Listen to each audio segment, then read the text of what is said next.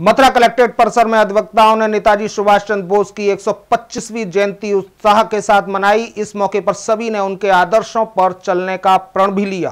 प्रसिद्ध क्रांतिकारी नेताजी सुभाष चंद्र बोस जी की 125वीं जयंती का आयोजन किया गया। बड़े हर्षोल्लास के साथ मनाया गया है। नेताजी अपने में स्वयं शख्सियत थे, निराधार, ईमानदार, निडर, व्यक्तित्व के धनी, क्रांतिकारी, संघर्षशील व्यक्ति थे। योग्यता का जवाब नहीं। इन्होंने देश की आज़ादी के लिए देश विदेश में देश का नाम रोशन किया। आज जो हम खुले आसमान के नीचे आज़ादी की सांस ले रहे हैं, उसमें नेताजी सुभाष जी के विशेष योगदान है।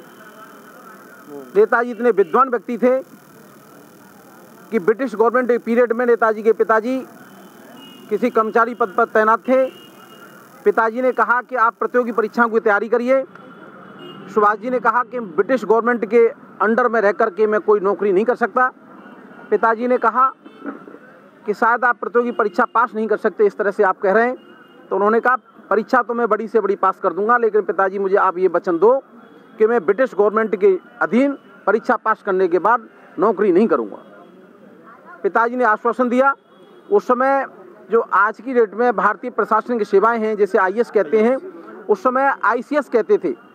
और आईसीएस की परीक्षा हिंदुस्तान में कहीं पर भी नहीं होती थी। स्टार्टिंग के दौर में उस समय परीक्षा का आयोजन लंदन में किया जाता था। तो सेंटर इनका लंदन में पड़ा और आईसीएस की परीक्षा को इन्होंने पास किया और छोटी सी उम्र में पास किया। पास करने के बाद पूरे रिजल्ट के परिणाम को अपने पिताजी के श्री चरणों में रख दिया और श्री चरणों में रखने के बाद आईसीएस की परीक्षा से इस्तीफा देकर के ब्रिटिश गवर्नमेंट को सूचना दे दी। उन्होंने ब्रिटिश गवर्नमेंट के अधीन नौकरी करना उचित नहीं समझा। आईसीएस जैसी परीक्षा पास करने के बाद नौकरी करना उचित नहीं समझा। उन्होंने देश को आज़ाद करने के लिए पूरा अपना जीवन बलिदान कर दिया।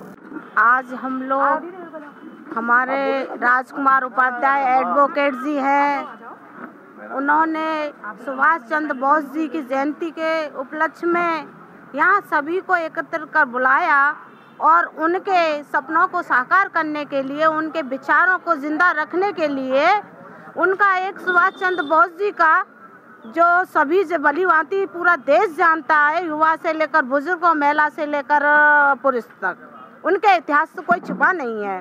लेकिन उनका एक नारा था, तुम मुझे खून दो मैं तुम्हें आज़ादी दूंगा, दिल्ली चलो दिल्ली चलो।